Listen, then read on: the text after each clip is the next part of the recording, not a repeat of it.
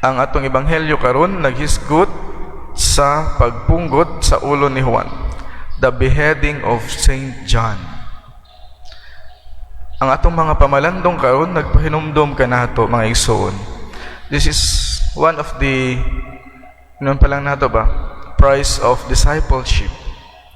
Kung kita musulti sa tinuod, kung kita mobarog sa kamatuoran, kung kita mobarog sa gipadayag sa Dios, mao kini usa sa atong salputanan.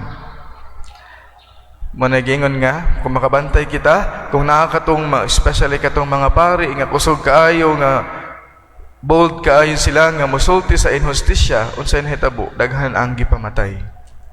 Pero di pud kita angay mahadlok, kay naa ang Dios sa kanunay, nagsaad ang Dios sa ato sa kanunay nga siya magauban kanato. Usa sa nindot nga pamalandungan nato karon sa atong ebanghelyo karon, nakahibalo kita nganong nasuko si Herodias, kung namati kita sa atong ebanghelyo karon, nasuko si Herodias kay si Juan magbubunyag, si John the Baptist, isog siya nga nisulti nga niingon siya, iyang giingnan si Herodes, dili ka na mao ang imong gibuhat, kay imong gipangasawa ang asawa sa imong igsuon nga si Felipe. Imagine, tungod sa ka-strong sa statement ni Juan, nasuko kayo si Herodias. Nasuko kayo si Herodias mo nang iyahang gustong patyon si Juan. Unya si Herodes, kung imong lantawon, kung atong lantawon kini sa ebanghelyo, dili gayud unta siya gusto. Dili gayud unta siya gusto nga papunggutan sa ulo si Juan. Kay nahadlok man siya og nisalig gayud siya kang Juan. Taas ang iyang pagtan-aw kang Juan, kay tan-aw niya si Juan usa ka balaan nga tawo.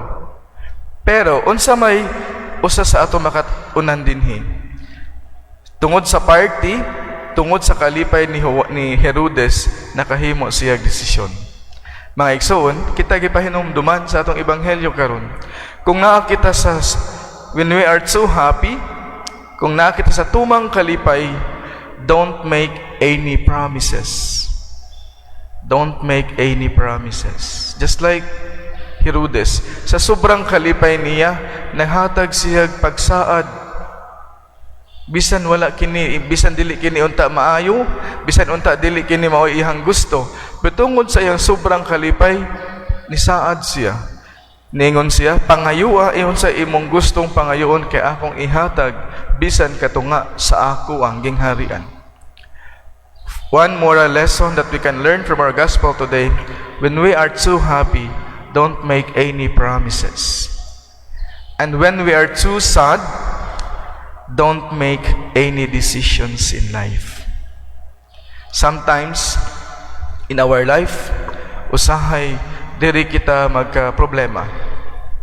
Kung natay himon nga decision sa kinabuhi, kung naata sa tumang kagwalanan, tumang kalisdanan, nga dili ta properly dispose ang atong kasing-kasing og hunahuna, ayaw untahon ka mo og himo og mga desisyon. Kay nga naman, dili ka na sakto nga desisyon nga pagabuhaton, kay clouded man ang atong emosyon.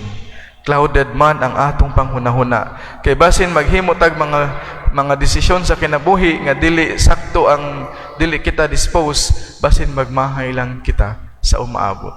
Kay nga naman, dili man to sakto nga desisyon. Kay nga naman, wala man kita nakahuna-huna og tarong. Sa atong ebanghelyo karon mao kini pagpahinumdom, kung naa ka sa tumang kalipay, ayaw og himo og mga panaad. Don't make any promises. But when we are too sad,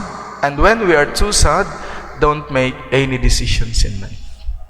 You allow everything. Kung maghimo kitag decision sa kinabuhi, let us allow everything nga mosubside ang tanang emotions, high emotions and low emotions. And then, before ta mo decision, i-allow nato nga ma-subside ka ng tanan, nga manormal ang tanan, and then diha pa ta mo himo og decision sa kinabuhi.